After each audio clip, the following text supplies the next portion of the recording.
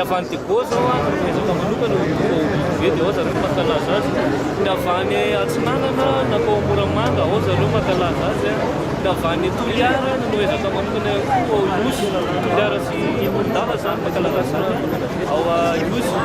tsy adino ny Bonglava sy ny Miaronarivo izay mankalazana Antsirabe. Zany hoe marana Madagasikara mankalaza io ary stary inona moa ny atao rehefa torany ohatran'izao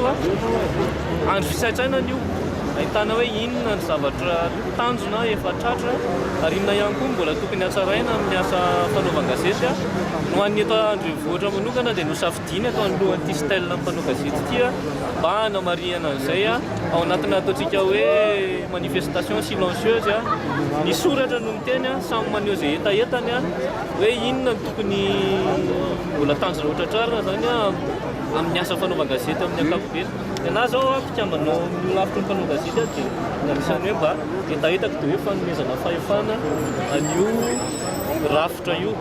Rehefa mena fahefana feno io dia tsy afaka hitsabatsabahan'izaniza intsony dia io mandrindra ny asa fanaovan-gazety eto Madagasikara. Aiza hoe izay fahalalahana izay amin'izao? Aiza hoe izay fahalalahana raha tarahi-marika iraisam-pirenena dia eo amin'ny faha-efatra amby 10 tsika. Dia tamin'ny heritaona ihany koa nefa tsika teo amin'ny faha-efatra amby 10 raha io tarahi-marika io Reporters sans frontières io zany dia sarotra nandrosotsika no tsy miembotra. Fa kosa azo hatsaraina io tenenkanao fa raha kitihana kely ny lalàna momba ny asa fanaovan-gazety hatsaraina io code de la communication izay nandritra ny 20 taona tsika nandrafitra azy nefa ny tsy araka ny tokony izy no mivoaka tao raha io natsaraina kely zany afa fanomezana fahefana feno ny rafitra tokony adidiny asa fanaovan-gazety dia efa migaly any amin'ny 20 any tsika raha ny tokony izy mbola ady foana zany ny asa fahalalahana ary tsy ataontsika rehetra fa maneran-tany ady foana na any amin'ny tany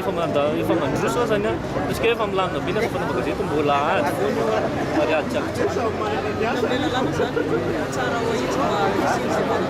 ny rafitra zay nyteneniko zay code de la communication mila intsy ary fantatry fa efa mandeha tsikelikely ny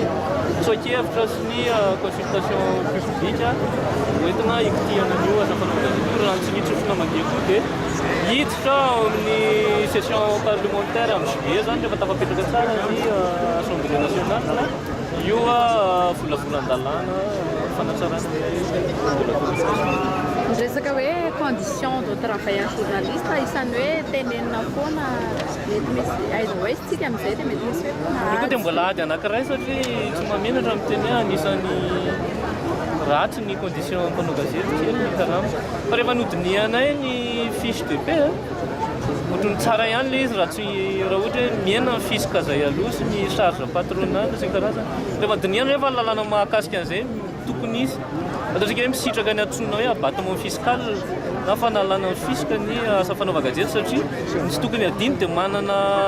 ampahany anankiray service public ny asa fanaovan-gazety raha mialy io tena teneniko anareo mba mivoatra io ina moa sy tia mitaraman'ny mpanao gazety io dia mba mitsaratsara kokoa hatrany ny asa fanaovan-gazety.